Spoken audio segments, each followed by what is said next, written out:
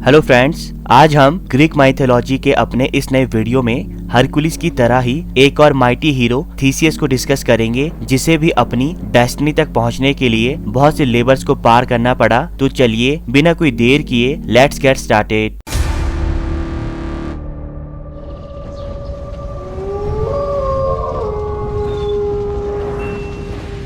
Athens के राजा एजियस के पास बहुत सी पत्नियां थी, पर उनमें से कोई भी एजियस को एक बेटा नहीं दे पा रही थी, जो कि उसके बाद उसके राज सिंहासन को संभालता। एजियस हर कोशिश करके थक चुका था, इसलिए इस बार वो ओरेकल डेल्फी के पास चला गया ताकि वो जान सके कि एक बेटा पाने के लिए उसे क्या करना होगा। पर ओरेकल ने एजियस को जो सलाह दी वो उसे समझ में नहीं आई, इसलिए वो दुखी होकर वापस लौट गया। अपने राजमहल जाते हुए उसकी मुलाकात टूरिज्म के किंग पीथियस से हुई। एजियस ने डेल्फी की बताई सलाह को पीथियस को बता दिया, क्योंकि पीथियस बहुत ज्यादा बुद्धिमान और चालाक था। उसने डेल्फी की सलाह को एकदम समझ लिया। पीथियस एजियस की शानो शौकत के बारे में जानता था, इसलिए उसने एजियस को शराब पिलाकर उसे अपनी बेटी इथरा के पास भेज दिया, जिससे दोनों ने एक दूसरे के साथ संबंध बना लिए। पर थोड़ी देर बाद इथरा को अपने सपने में गॉडेस एथिना दिखाई दी, जिसने इथरा को बीच के किनारे जाकर गॉड्स को ऑफरिंग देने को कहा। इथरा बीच के पास चली गई और उसने जैसे ही पानी में पैर डाला, लॉर्ड ऑफ सी पोसाइडन वहाँ अपीयर हो गए, जिन्होंने अपनी पावर से इथरा को अपना बनाया और उसे प्रेग्नेंट कर दिया। एजियस को इथरा की प्रेगनेंसी का पता चल गया। उसने इथरा को समझाया कि अगर 9 महीने बाद तुम्हें एक बेटा होता है तो तुम किसी को भी मत बताना कि ये किसका बेटा है। और वो अपने सैंडल्स और तलवार को एक बड़े से पत्थर के नीचे छुपाकर उससे कहता है कि जब उसका बेटा इस पत्थर को उठाने लायक हो जाए तो उसका ये सामान देकर उसे एथेंस भेज देना, ताकि जब वो आए तो मैं उसे पहचान सकूं। ये कहकर एजियस वापस एथेंस चला जाता है। ठीक 9 महीने बाद इथरा का एक बेटा हुआ, जिसका नाम थीसियस रखा गया।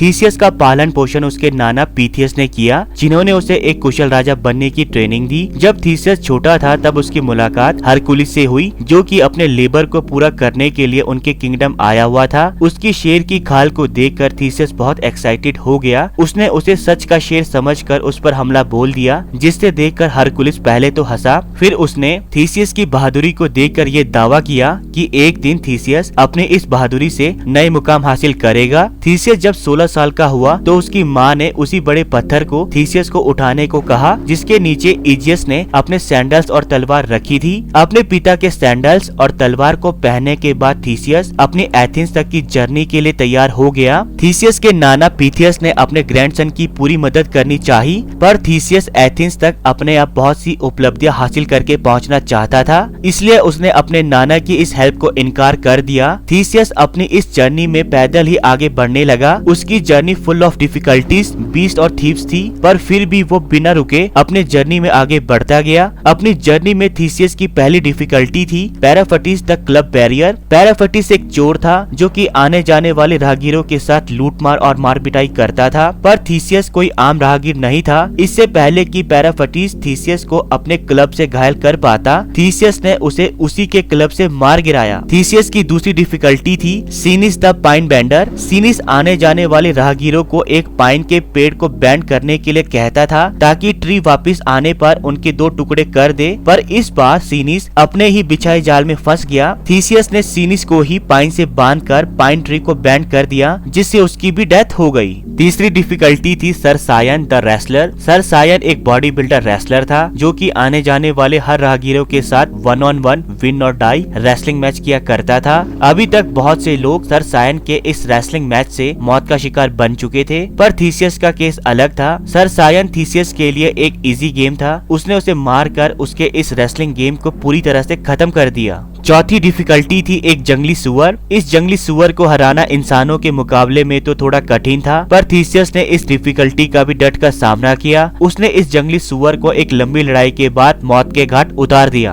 आखिरी डिफिकल्टी थी प्रोकस्टिस द स्ट्रेचर। पहली नजर में प्रोकस्टिस एक दयालु इंसान नजर आता था, जो राहगीरों को अपना घर शेल्टर की तरह देता था। उसके घर में 2 बेड्स थे, एक बड़ा और एक छोटा। वो राहगीरों को उन बेड्स के हिसाब से एडजस्ट कर देता था, चाहे इसके लिए उसे उन्हें कितनी ही यातनाएं क्यों न देनी पड़े। फॉर एग्जाम्पल, अगर कोई छोटा आदमी बड़े बेड पर लेट जाता था, प्रोकस्टिस उसे खींचकर उतना ही बड़ा कर देता था, चाहे इसमें उनकी जान ही क्यों न चली जाए। और अगर कोई बड़ा आदमी छोटे बेड पर लेट जाता था तो प्रोकस्टिस उसके शरीर को काट कर उसे छोटे बेड के बराबर कर देता था। पर थीसियस के केस में वो ऐसा करने में सक्सेसफुल नहीं हो पाया, बल्कि थीसियस ने ही उसे उसके तरीके से मौत के घाट उतार दिया। इतनी सारी दिक्कतों का सामना करने के बाद थीसियस फाइनली एथेंस पहुंच गया। पर किंग एजियस की जादूगरनी मेडिया ने राजा के मन में ये बात डाल दी कि जो कोई भी अनजान जवान युवक उससे मिलने आएगा वो उसके किंगडम के डाउनफॉल का कारण बनेगा। मेडिया ने ये झूठ थीसियस के आने पर अपने खत्म होते हुए प्रभाव को बचाने के लिए एजियस के दिमाग में भर दिया और एजियस के सामने महान बनने के लिए वाइन के कप में जहर मिलाकर थीसियस को दे दिया।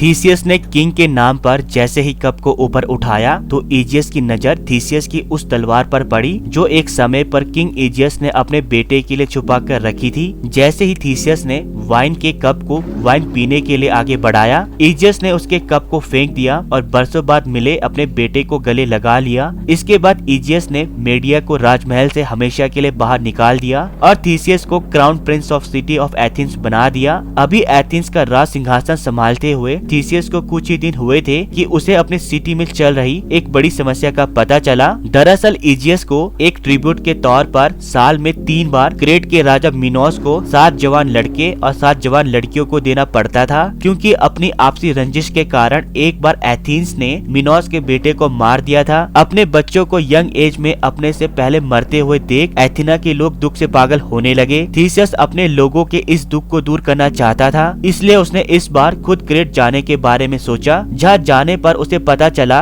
कि क्रेट के राजा इन 14 यंगस्टर को एक बड़ी भूल भुलैया में कैद मिनोटॉर के पास भेज देता है, जो कि आधा इंसान और आधा बुल है। ये वही मिनोटॉर है जिसे पर्सिफाई ने बुल के साथ संबंध बनाने के बाद पैदा किया था। क्रेट के राजा मिनोस की एक ब्यूटीफुल डॉटर थी एरिएडने, जो कि थीसियस को देखते ही उसके प्यार में पड़ गई। एरिएडने ने थीसियस की मदद करने के बारे में सोचा और उसने उसे एक धागे का गोला पकड़ा दिया ताकि भूल भुलैया से निकलते हुए उसे रास्ता पहचानने में कोई दिक्कत ना हो। भूल भुलैया की गहराइयों में अंदर जाते हुए थीसियस का सामना मिनोटॉर से हुआ, जिसने आते ही थीसियस पर हमला कर दिया। मिनोटॉर और थीसियस के बीच जीतने के लिए लड़ाई शुरू हो गई, पर थीसियस ने मिनोटॉर को काटकर इस लड़ाई को खत्म कर दिया और उसे मौत के घाट उतार दिया। भूल भुलैया से बाहर आने पर एरिएडने आंसू भरी आंखों से थीसियस का वेट कर रही थी, जो उसे सुरक्षित देखकर खुश हो गई। अब दोनों मिलकर एथेंस को लौटने लगे। दोनों का प्यार दिन पर दिन बढ़ता जा रहा था, लेकिन एक रात गॉड ऑफ वाइन डायनोसिस ने थीसियस को एरिएडने को छोड़ने को कहा, क्योंकि उसके फादर ने एरिएडने को पहले ही डायनोसिस को सौंप दिया था। थीसियस ऐसा करना तो नहीं चाहता था, पर गॉड ऑफ वाइन के डर से वो एरिएडने को एक आइलैंड पर छोड़कर चला गया। एरिएडने से अलग होने के कारण परेशान थीसियस अपने पिता के वर्ड्स को भूल गया कि जाते समय उसके शिप के सेल्स का कलर ब्लैक है, जो उसके जिंदा वापस आने पर व्हाइट कलर में होने चाहिए। अपने बिलवड सन के इंतजार में किंग एजियस एक चट्टान पर खड़े होकर उसके शिप के वापस आने का वेट कर रहा था कि तभी सेल्स का ब्लैक कलर एजियस की नजर में आ गया, जिसे देखकर एजियस को ये लगा कि शायद उसके बेटे थीसियस की डेथ हो गई है। वो इस दुख को सह न सका और उसने उसी वक्त उस चट्टान से छलांग लगाकर मौत को स्वीकार कर लिया। आज इस समुद्र को जिसमें एजियस की लाश समाई हुई है एजियन सी के नाम से जाना जाता है। तो दोस्तों, ये थी थीसियस की स्टोरी, जो इतनी डिफिकल्टीज को पार करने के बाद भी हैप्पी एंडिंग तक नहीं पहुंच पाया। अभी के लिए इस वीडियो में इतना ही। मिलते हैं अपनी नेक्स्ट वीडियो पर। And please please please subscribe my channel, ताकि हम एक वंडरफुल कम्युनिटी डेवलप कर सके। तब तक के लिए गुड बाय। मिलते हैं अपने नेक्स्ट वीडियो में।